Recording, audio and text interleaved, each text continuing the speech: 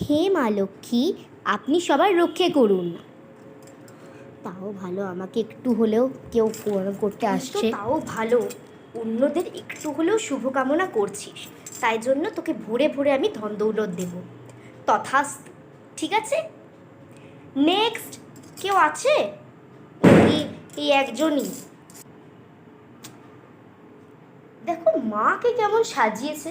ভাবলাম মাকে একটু সুন্দর করে ডাকের সাজ কিছু তো, একটু গোল্ডেন জুয়েলারি দেবে, তা না। আর আমাকে তো যা বলবো আর কি বলবো, যা নিজে সেজে এসেছে সেটাই আমাকে সাজিয়ে দিয়েছে। আর প্যান্ডেলের ছিঁড়ে দেখো, এই প্যান্ডেলগুলো রেডিমেড প্যান্ডেল বানিয়ে দিয়েছে। ওই দেখো আরেকজন এলো। মা লক্ষ্মী, আমাকে সোনা ভরে গয়না দাও।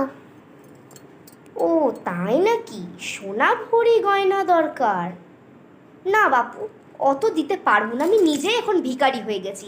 তোদের এত দিয়েছি, এত সোনা দিচ্ছি, তাতেও তোদের কোনো জায়গায় কোলায় না। তাই ভিখারিগুলোকে দেখে সে, ওরা তো আমাকে এত কিছু বলে না, ওরা নিজের মতো নিজে খেটে করে। আর তোরা না খেটেই শুধু অসভ্যের মতো করে চাইতে চলে আসবি। কি আর বলবো, অল্প পাবি। সোনা একদম এক ভরি সোনা আমি দিতে পারবো না, কারণ আমার কাছে নিজেই নেই। আর আমাকে যা সাজিয়েছে, তারপর থেকে তো দেখে মনে হচ্ছে একটা তো সামান্য একটা গয়না পরিয়েছে, একটা নাকের নলক, একটা কি বলবো, আমি নিজে পাগল হয়ে যাচ্ছি। নাকের দুল পরিয়েছে, হয়ে গেল।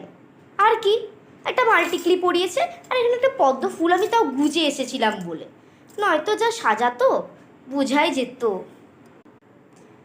বাবা, এরা আমাদেরকে প্রণাম করতে আসে? আমরা যে এই 5 জনে তো কষ্ট করে এসেছি কৈলাস পাহাড় থেকে, তা নয়।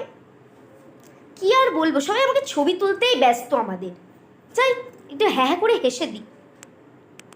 উফ, হাঁপিয়ে গেলাম, আর কি বলবো, বাপরে বাপ। আর দশমীতে একদম ঠুসে ঠুসে ভরিয়ে দেয়, আর পারি না আমি। আর মাথাটা ব্যথা হয়ে যাচ্ছে, আমি আজকে থাকি, আমি একটু ঘুমিয়ে দিই। ওরা যা পারবে আমার মূর্তিটাকে নিয়ে করুক, যা পারুক করুক, আমি একটু শুয়ে নিই।